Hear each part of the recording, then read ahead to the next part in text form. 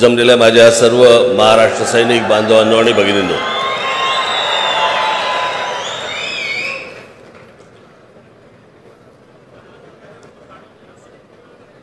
मला कल्पना आहे आपण बराच वेळ इथे थांबलेला आहात, परंतु आता केतन जोशी हे जे तुम्हाला सांगत होते, समजवत होते, ते तुमच्यासाठी समजवत होते.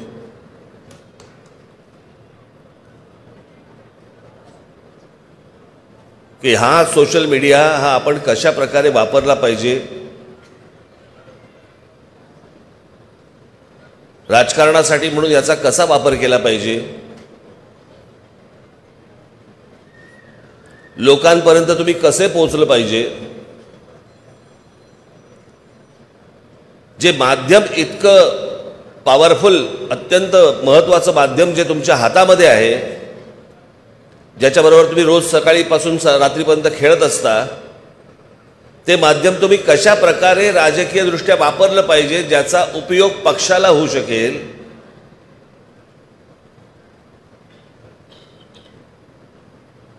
हे ती गोष्ट ते सांगत होते. आणि खरंच आहे,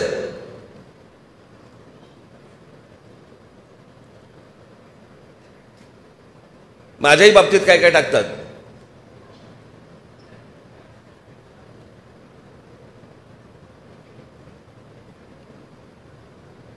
गाडी येते, दरवाजा उघडतो, मी खाली उतरतो आणि मागे रा रा रा रा रा रा रा रा. अरे काय म्हणजे काय?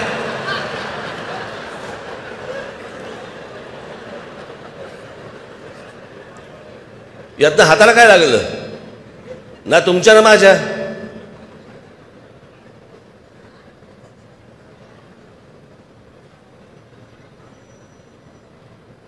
आणि मग काहीतरी आपल्या गाड्या दाखवायच्या, लाईट दाखवायचे, माणसं उतरताना दाखवायची, यातनं कोणीही ते पाहत नाही.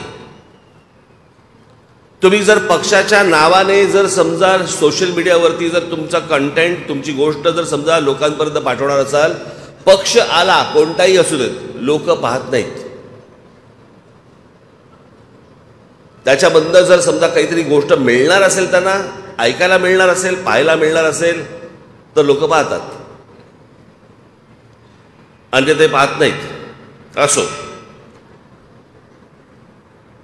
पण सोशल मीडियाचा कसा वापर करायचा याबद्दलचं मी केतन जोशी यांची मी काही व्याख्यानं मी काही शहरांमध्ये, जिल्ह्यांमध्ये आपल्या महाराष्ट्र सैनिकांसाठी ठेवणार आहे, की त्यांनी ते कसं वापरलं पाहिजे यासाठी. ज्यांना राजकीय महत्वाकांक्षा आहे त्यांनीच तिथे यावं. आज महाराष्ट्र नवनिर्माण सेनेला 18 वर्ष पूर्ण होत आहेत.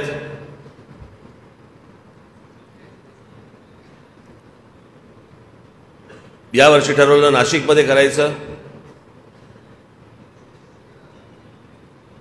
दरवेळेला मुंबईमध्ये होतो, मग एके दिवशी ठाण्यामध्ये केलं, एके दिवशी पुण्यामध्ये केलं एकदा. म्हटलं याला नाशिकला करू. महाराष्ट्रातल्या प्रत्येक शहरांमध्ये, प्रमुख शहरांमध्ये दरवर्षी पक्षाचा वर्धापन दिन साजरा करायचा असं आम्ही ठरवलेलं आहे.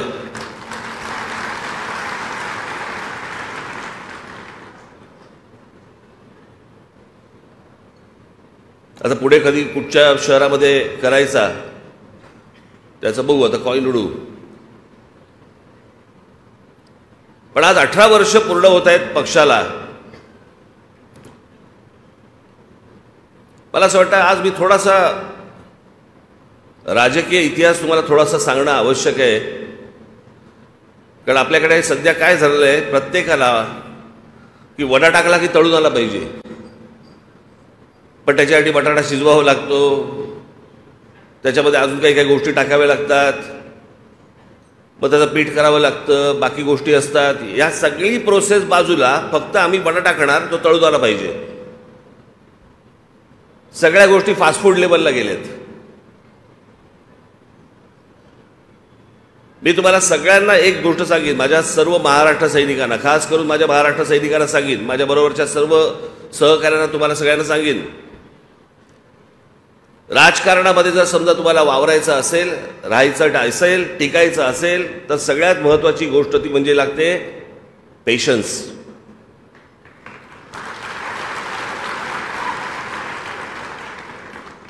तुमच्या आजूबाजूचे इतर जे आपले राजकीय पक्ष आहेत यांचं यश तुम्हाला आत्ता दिसतंय.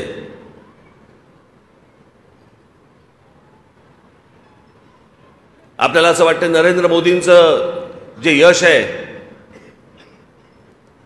2014 साली आलेलं ते नरेंद्र मोदींचं आहे, त्यातला काही भाग असेल, पण ते संपूर्ण श्रेय इतकी वर्ष त्या पक्षासाठी झटत असलेले जे कार्यकर्ते त्यांचे आहेत ना, त्यांचं आहे ते श्रेय. 1952 साली पक्ष स्थापन झाले त्यांचा. 1952 साली जनसंघ. तो 1980 साली त्याचा भारतीय जनता पक्ष असं झालं नामकरण.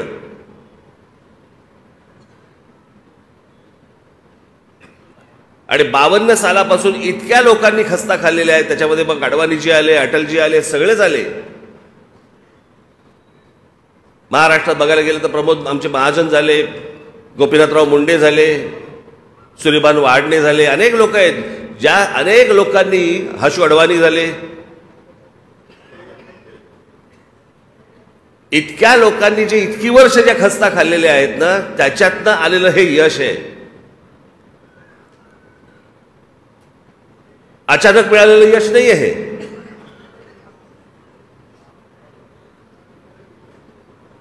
मी अटलजींचं सरकार ज्या वेळेला आलं ते देखील कसं आलं. पहिलं आलं किती 13 दिवसांचं, दुसरं आलं 13 महिन्याचं, नंतर आलं 4.5 वर्षाचं, नंतर परत 10 वर्ष काँग्रेस होती.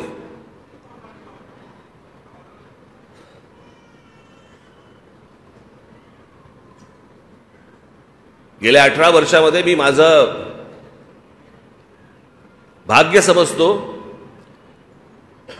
की अनेक चढ उतार पाहिले. चढ कमीच पाहिले, उतारच जास्ती पाहिले. पण या संपूर्ण उतारामध्ये तुम्ही सगळेजण माझ्याबरोबर राहिलात.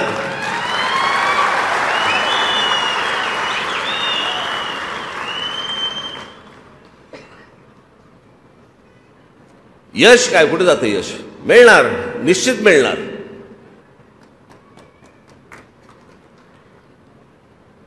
ते यश मी तुम्हाला मिळवून देणार म्हणजे देणार, हा माझा शब्द आहे तुम्हाला. पण लागतं काय? पेशन्स. तो जर ठहराव जर समजा तुमच्यात नसेल, काही नाही, गोट्या कुठेतरी घरंगळत जाणार.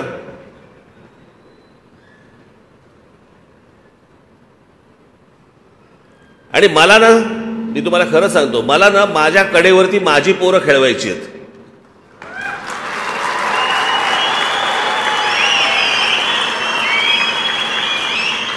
कारण सध्या महाराष्ट्रामध्ये काय झालंय, दुसऱ्याची पोरं कडेवरती घेऊन फिरण्यामध्ये जो आनंद मिळतोय, तसलं सुख नकोय मला. माझ्यात आहे ताकद तेवढी.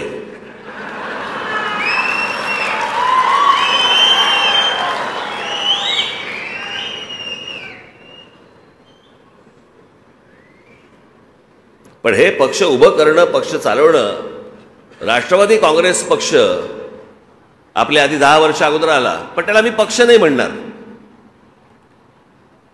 तो निवडून येणाऱ्या माणसांची बांधलेली मोळी आहे ती. आणि शरद पवार साहेब हेच करत आले आजपर्यंत. जे जे निवडून येतात त्यांना बरोबर घेतात, त्याची एक मोळी बांधतात आणि सांगतात हा माझा पक्ष. ते वेगळे झाले तरी ते निवडून येणार आहेत. हा तर झालेच. पण या महाराष्ट्रामध्ये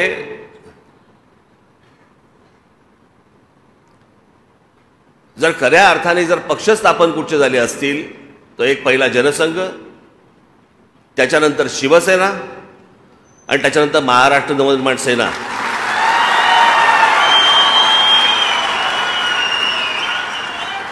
याच्यामधले 99% लोकांचा कधी कुठच्या राजकारणाशी काही संबंध नव्हता. इथे आमचा अविनाश जाधव कुठे बसला असेल? कुठे आहे? इथे.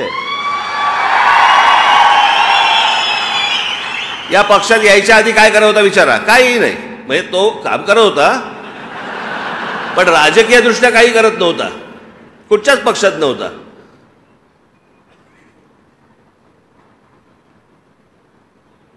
असे हजारो तरुणी या पक्षामध्ये आहेत की जे अनेक ठिकाणी नावारूपाला आले, मोठे झाले, होत आहेत, अजूनही होतील. तुमच्यातले अनेक आमदार होतील, नगरसेवक होतील.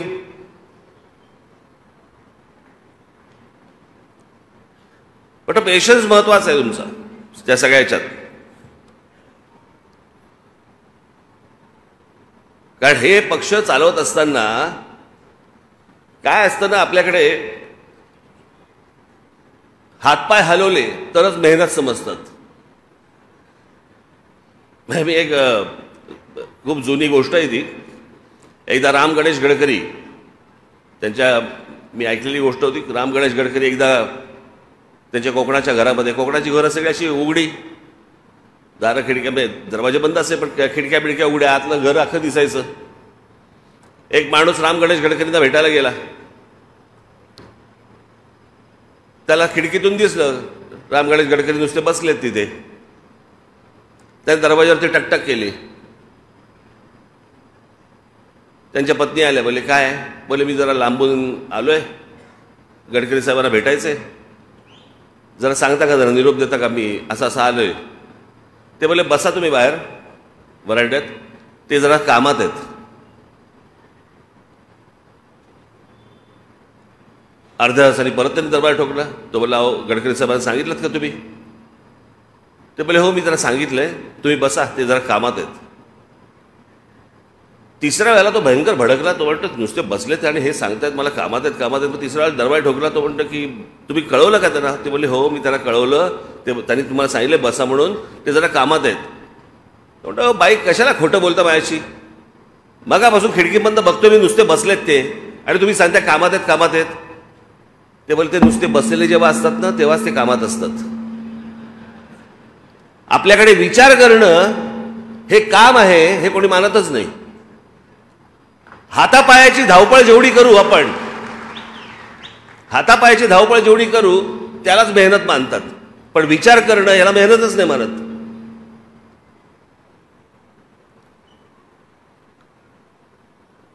अनेक वेळेला अशा गोष्टी असतात की ज्याला एक काही बाबा स्ट्रॅटेजीचा भाग असतो. काही वेळेला काही गोष्टी सांगता येत नाहीत.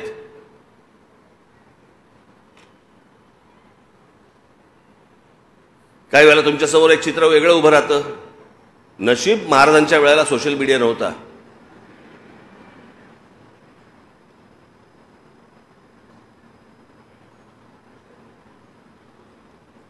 आणि आजचे पत्रकार पण नव्हते.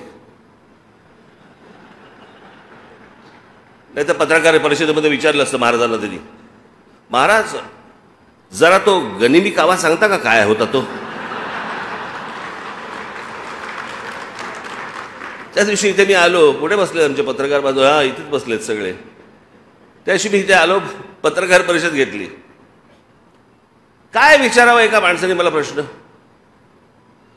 मला बोललाय नरेंद्र मोदी सध्या महाराष्ट्रामध्ये फिरतायत, सभा घेत आहेत, तुम्हाला वाटतं ते लोकसभेसाठी घेत असतील? मी म्हटलं चला हे माझ्या लक्षातच नाही आलं, म्हटलं ते लोकसभेसाठी घेत असतील. म्हटलं विलक्षण, म्हटलं तू माझे डोळेच उघडलेस. हा काय प्रश्न आहे?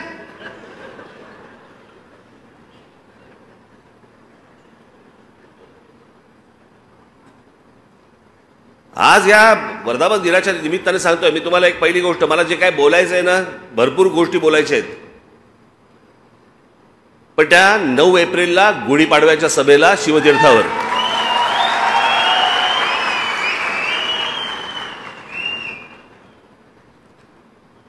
महाराष्ट्र नवनिर्माण सेनेने आज असंख्य कामं केली, अनेक कामं केली, अनेक आंदोलनं केली, यशस्वी आंदोलनं केली. माझ्या अनेक महाराष्ट्र सैनिकांनी तुरुंगवास भोगला, माझ्या सकट लाट्याकाट्या खाल्ल्या महाराष्ट्रासाठी, मराठी माणसासाठी. आणि मग आपले विरोधक आहेत ना, जे पत्रकारितेमध्ये पण आहेत, मग हे आपले विरोधक सगळ्या गोष्टी पसरवतात. हे काय सुरुवात करतात पण शेवट करत नाहीत. आम्ही सुरुवात करतो आणि शेवट करत नाही. एक आंदोलन दाखवायचं मला ज्याचा शेवट नाही केला.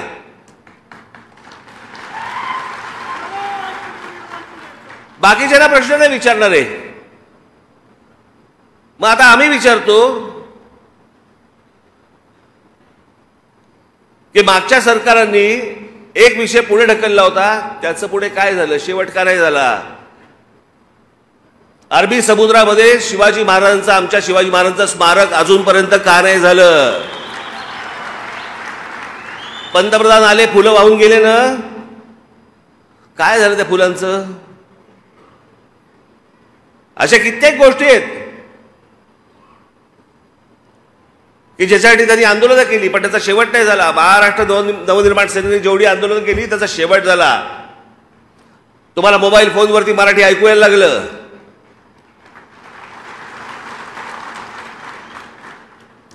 टोल नाके बंद झाले.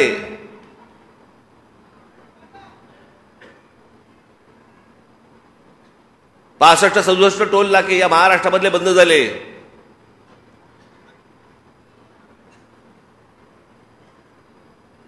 आणि मी पहिल्यापासून सांगत होतो आपली भूमिका स्वच्छ होती, प्रामाणिक होती, आहे. टोल तर जगभर चालतात. आमचं म्हणणं होतं तिथून टोलमधनं जे पैसे येतात ते किती येतात आणि जातात कुठे. आमचा मुंबई गोवा रस्ता अजूनही भीषण आहे. मुंबई नाशिक रस्ता भीषण झालाय. रस्ते आम्हाला नीट करता येत नाही, टोल वसूल करताय. मराठी पाट्या झाल्या.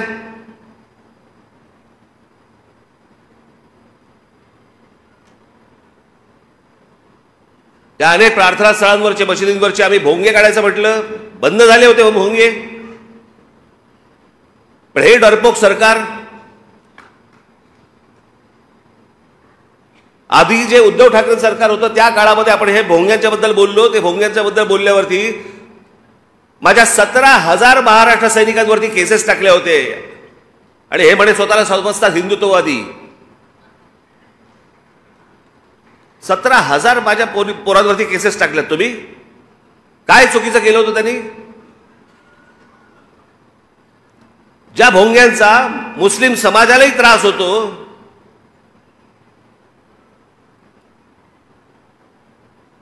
हा आमचा इथे मामू आला असेल. मामू कुठे आहे?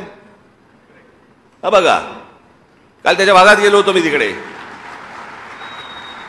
अनेक मुस्लिम समाजातले अनेक मुस्लिम बांधव मला सांगत होते की मला तर एक पत्रकार पण भेटला होता मला पुण्यामध्ये. त्याने सांगितलं माझी मुलगी लहान आहे, मला त्या भोंग्यांचा त्रास होतो. मी जाऊन त्या मशिदीमध्ये त्या मौलवींना सांगितलं, ते ऐकायला तयार नाहीत. ज्यावेळेला हे आंदोलन झालं त्यावेळेला सगळ्या ठिकाणी सगळं बंद झालं होतं. पण सरकारच ढिली पडल्यानंतर परत सगळं सुरू झालं.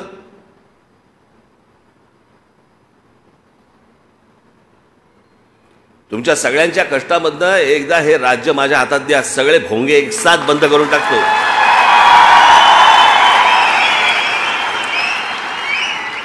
बघू कोणाची हिंमत आहे त्याच्यानंतर परत भोंगा लावायची.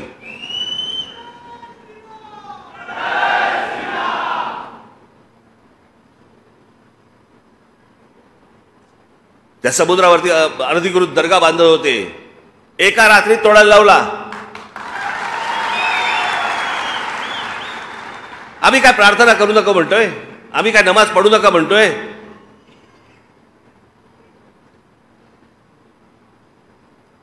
आम्ही बाकीच्या कुठच्या गोष्टींना हात घालतोय? अरे समुद्रावरती हळूहळू हळूहळू सुरू करताय. ते झाल्यानंतर तुम्ही महत्वाची गोष्ट त्यातली बघा, ते झाल्यानंतर देखील मुस्लिम समाजाकडनं कोणती प्रतिक्रिया नाही आली, कारण त्यांनाही कळलंय अनधिकृत आहे.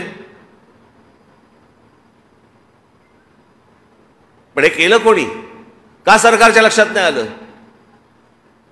जिकडे तो दर्गा होत होता त्याच्या बरोबर 100 फुटावरती तिथे पोलीस स्टेशन आहे. का नाही त्यांच्या लक्षात आलं? का नाही महानगरपालिकांच्या लक्षात आलं? मी हे तुम्हाला एवढ्यासाठी सांगतोय की बाकीचे लोक ज्या प्रकारचा अपप्रचार आपल्याबद्दल करतायत त्यावेळेला तुम्ही त्यांना सडकवून सांगितलं पाहिजे. त्याच्याकडे पण एक पुस्तिका पण काढली, एक आपण पुस्तिका पण त्याच्यासाठी काढली की आपण काय काय काय आजपर्यंत आंदोलनं केली आणि त्याचे रिझल्ट काय ते तुमच्यापर्यंत पोहोचलं नसेल तर पोहोचवायचा मी सांगतो या सगळ्या लोकांना तुमच्यापर्यंत पोहोचवायला. तेव्हा त्या लोकांशी बोला, त्या पत्रकारांशी बोला जेव्हा तुमच्यावरती आरोप करतात त्यावेळेला. गेल्या 18 वर्षामध्ये आपल्या पक्षाने जेवढी आंदोलनं केली, यशस्वी आंदोलनं केली, इतर कोणत्याही राजकीय पक्षाने केलेली नाही आहेत.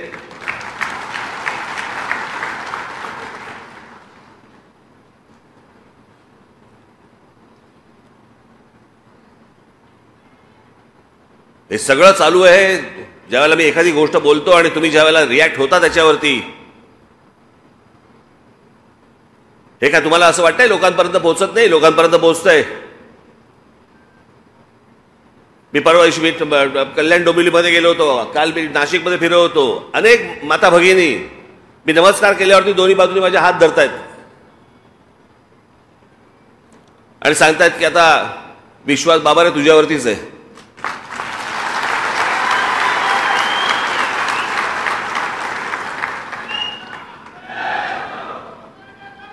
तर विश्वास टिकवणं हीच सगळ्यात महत्वाची गोष्ट आहे आणि हीच मला असं वाटतं वर्धापन दिनी आपण शपथ घेणं गरजेचं आहे की बाकीच्यांनी जो विश्वास घालवलेला आहे, ज्या प्रकारचं राजकारण सुरू आहे, कोण कुठे आहे तेच कळत नाही. म्हणजे कोणाचंही नाव घेतलं तर विचारावं लागतं कुठे आहे म्हणजे तो. त्याशी मला एका नाट्य संमेलनामध्ये 5 नगरसेवक भेटायला आले. नमस्कार साहेब, आम्ही राष्ट्रवादीचे नगरसेवक. म्हटलं बरं, कोणाचे? तर त्यातले 3 बोलले आम्ही शरद पवारांचे, 2 बोलले आम्ही अजित पवारांचे. पण आले होते एकत्र. माझं अजूनही ठाम मत आहे सगळे आतून एकच आहे.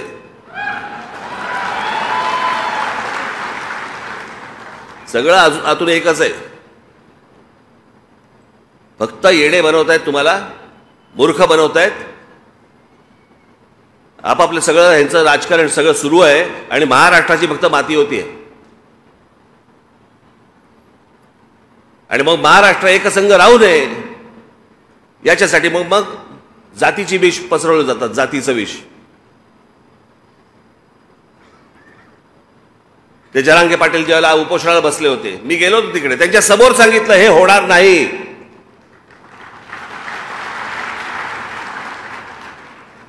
होणार नाही याचा अर्थ होऊ नये असा नाहीये. टेक्निकली हे होऊ शकत नाही.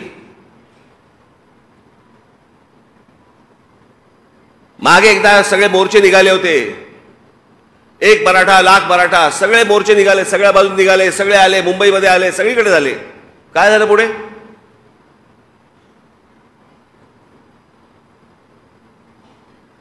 महाराष्ट्रामधल्या माझ्या मराठा बांधवांना, भगिनींना माझी हीच विनंती आहे, ह्यांच्या भूलतापांना बळी पडू नका.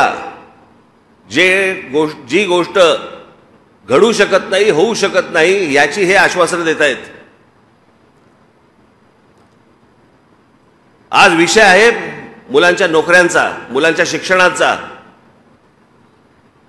महाराष्ट्रासारखं प्रगत राज्य शिक्षण देऊ शकत नाही, नोकऱ्या देऊ शकत नाही. बाहेरच्या राज्यांमधली लोक आम्ही पोसायची आणि आमच्याकडचे लोक आंदोलन करणार.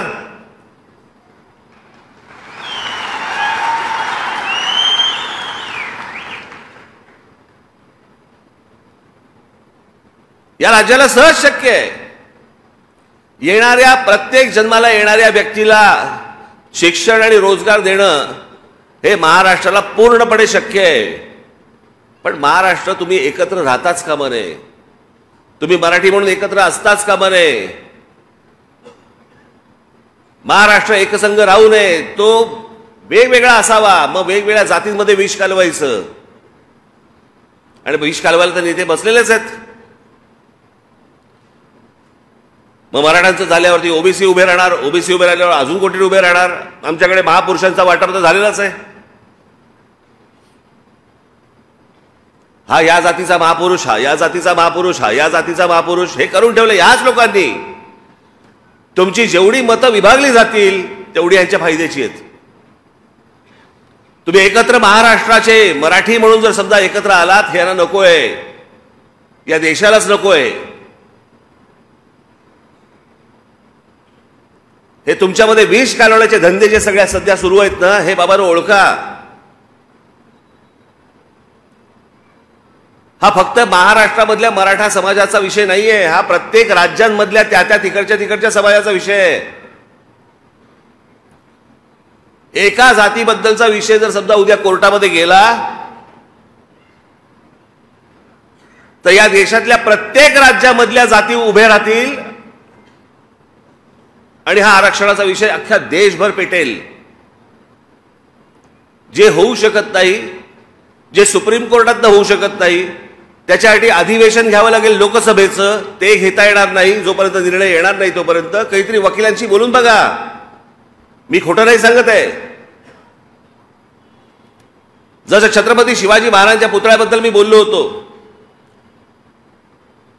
काँग्रेसचं सरकार असताना जेव्हा ते निघालं की अरबी समुद्रामध्ये शिवछत्रपतींचा पुतळा उभा करायचा आहे, तो पण स्टॅच्यू ऑफ लिबर्टीपेक्षा 2 इंच वरती,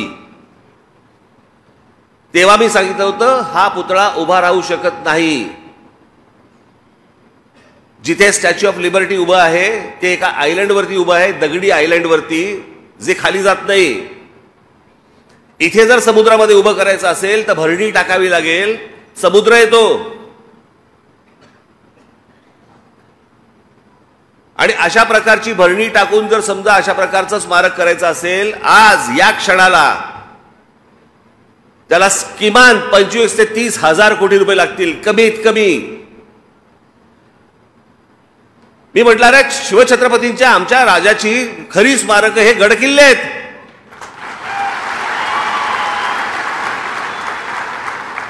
भविष्यातल्या येणाऱ्या पिढ्यांना आम्ही काय दाखवणार आहोत? पुतळे.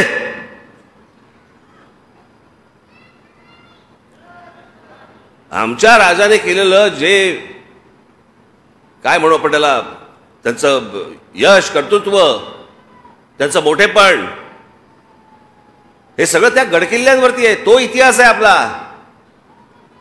जसं पूर्वीसारखा जसे गड होते तसे जर समजा उद्या ते गड झाले तर पुढच्या येणाऱ्या पिढ्यांना आपण इतिहास सांगू शकू.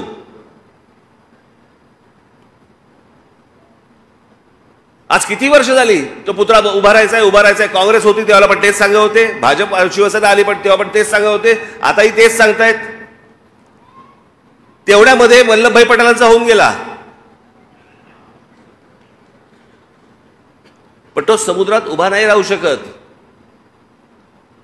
मी तुम्हाला सांगतोय, हे नीट विचार करून सांगतोय, कोणाला तरी विचारून सांगतोय. मला तुम्हाला फक्त एवढंच सांगायचंय, हे ज्या प्रकारच्या भूलथापा देऊन जाती जातीमध्ये विष कालवून तुमच्याकडनं जी मता ओरबडून घेतात ना,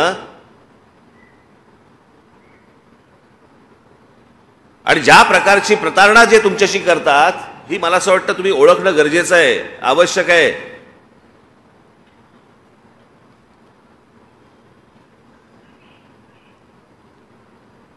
आज आपला 18वा वर्धापन दिन आहे. या 18व्या वर्धापन दिनाच्या निमित्ताने आपण फक्त एक शपथ घेऊया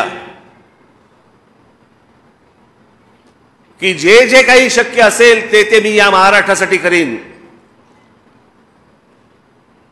जे जे माझ्याकडनं शक्य असेल ते या महाराष्ट्रातल्या हिंदू समाजासाठी, हिंदूंसाठी आणि मराठी माणसासाठी करीन.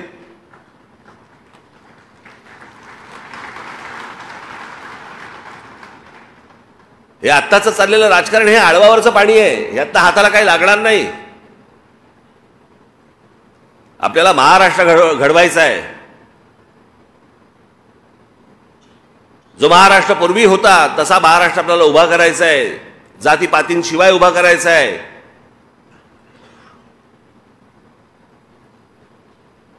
आणि मला माझ्या महाराष्ट्र नवनिर्माण सेनेमध्ये कोणत्याही प्रकारे कोणी एकमेकांकडे जातीने पाहिलेलं मला चालणार नाही.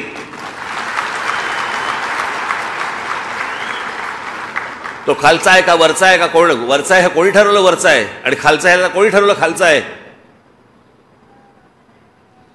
शिवछत्रपतींचं नाव घ्यायचं, ज्या माणसाने 18 पगड जातींना एकत्र घेऊन स्वराज्याची स्थापना केली, हे वाक्य बोलायचं आणि जाती जातीमध्ये भेद निर्माण करायची आपण. मला असं वाटतं सर्व जाती सर्वांनी आपण एकत्र येऊन हा महाराष्ट्र घडवण्याचं एक स्वप्न आपण पाहूया, ते प्रत्यक्षात आणूया. आणि आज या 18व्या वर्धापन दिनानिमित्त मी आपल्याला सर्वांना मनपूर्वक शुभेच्छा देतो. येणाऱ्या निवडणुकांचे काय निर्णय घ्यायचे ते लवकरच तुमच्यासमोर मी सांगेन, आणेन. तोपर्यंत आणि पुढे पण काय ठेवायचे तुम्ही? पेशन्स. जय हिंद, जय महाराष्ट्र.